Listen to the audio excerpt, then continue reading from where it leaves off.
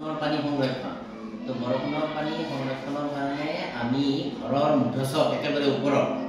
কি কৰিম টিং যে থাকে ঘৰৰ টিং আছে যে সেই টিঙত আমি কি কৰিম মুধাৰ একদম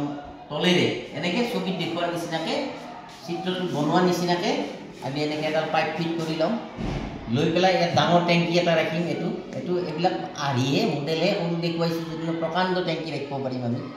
ডাঙৰ টেংকি ৰাখি ইয়াত পানীখিনি বৰষুণৰ পানীখিনি এই নদীৰ মাজেদি গৈ ইয়াত জমা কৰিম ইয়াত জমা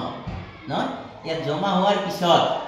ইয়াৰ পৰা আমি কি কৰিম যদি আমি সেই পানীটো বিশুদ্ধ পানী লাগে আমাক খোৱা পানী লাগিলে আমি কি কৰিব লাগিব এনেকৈ বিভিন্ন পৰ্যায়ত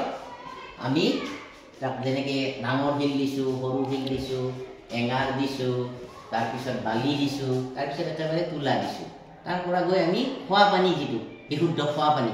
আমি যিটো পাম সেইটো খোৱা পানী হিচাপে আমি সংগ্ৰহ কৰিব পাৰিম আকৌ যদি আমি যে খোৱা পানী নহয় আমাক অন্য খেতি পথাৰত দিব লাগে বাচন বৰ্তন ধোৱাৰ কাৰণে লাগে আমি কি কৰিম এই টেংকিটোত আৰু নল ফিট কৰি ল'ম বিভিন্ন ধৰণে বিভিন্ন উপায় টি ব্যৱহাৰ কৰিম ন ভাল্ভ চাল্ভ ব্যৱহাৰ কৰিম বল ভাল্ভ ব্যৱহাৰ কৰিম কৰি পেলাই নল ফিট কৰি লৈ আমি বিভিন্ন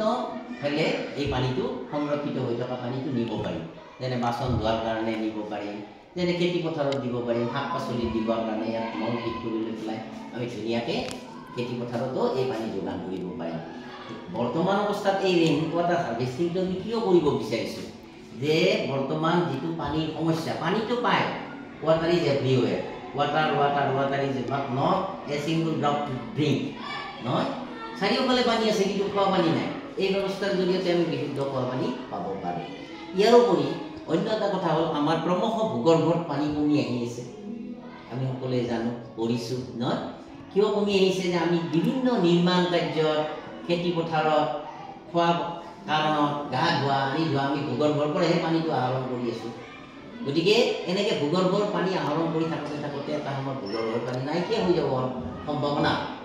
সেইকাৰণে কি হ'ব ভূগৰ্ভৰ পানী যিটো কুপ্ৰভাৱ সেই কুপ্ৰভাৱৰ পৰাও আমি ৰেইন ৱাটাৰ হাৰ্ভেষ্টিঙৰ জৰিয়তে মুক্ত হ'ব পাৰোঁ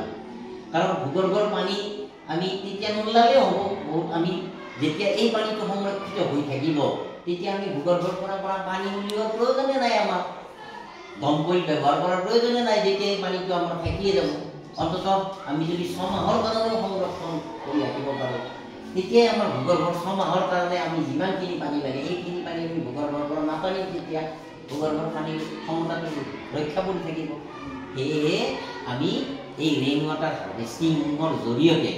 ভূগৰ্ভৰ পানীৰ লেয়াৰটো বচাই ৰাখিবৰ কাৰণে কিছু পৰিমাণে হ'লেও সক্ষম হ'ম বুলি আমি ভাবোঁ সেয়েহে আমি এই ৰেইন ৱাটাৰ হাৰ্ভেষ্টিং প্ৰজেক্টটো কৰাৰ পক্ষপাতি আৰু সেইকাৰণে আমি এই প্ৰজেক্টটো লৈছোঁ হাতত আৰু সেই হিচাপে আমি আগবাঢ়ি আছোঁ এইখিনিয়ে কথা মূলতঃ কথা হ'ল যে আমাৰ যে কৃত্ৰিম বানপানী হয় বানপানী কেতিয়া হয় চাৰিওফালে পানীটো যেতিয়া সংৰক্ষিত নহ'ব চাৰিওফালে বিচৰিত হৈ বৰষুণৰ পানীয়ে গাঁও ভুঁই চব তল পেলাই দিব কৃত্ৰিম বানপানীৰ সৃষ্টি হয় কিন্তু ৰেইন ৱাটাৰ হাৰ্ভেষ্টিং যেতিয়া আমি পানীটো ষ্ট'ৰ কৰি লওঁ বানপানী হোৱাৰ কোনো সুবিধা হয় আমি এঠাইত জমা কৰি যদি প্ৰত্যেক ঘৰে এনেকৈ এটা ব্যৱস্থা কৰোঁ তেনেহ'লে আমি কৃত্ৰিম বানপানীৰ পৰাও ৰক্ষা পাব পাৰিম এই এটা সুবিধা আছে গতিকে প্ৰতিটো পৰিয়ালে আমাৰ এই অঞ্চলৰ প্ৰতিটো পৰিয়ালে যাতে এই ৰেইন ৱাটাৰ হাৰ্ভেষ্টিং ছিষ্টেমটো গ্ৰহণ কৰে তাৰ কাৰণে আমি মানুহখিনিকো সজাগ কৰি দিম নহয় কাৰণে আমাৰ এই অঞ্চলৰ মানুহখিনিক চবকে জনাই দিম যে এই ব্যৱস্থা আপোনালোকেও কৰক খৰচো নহয় বেছি পানীৰ সমস্যাও দূৰ হ'ব লগতে আমি কৃত্ৰিম বানপানীৰ পৰাও ৰক্ষা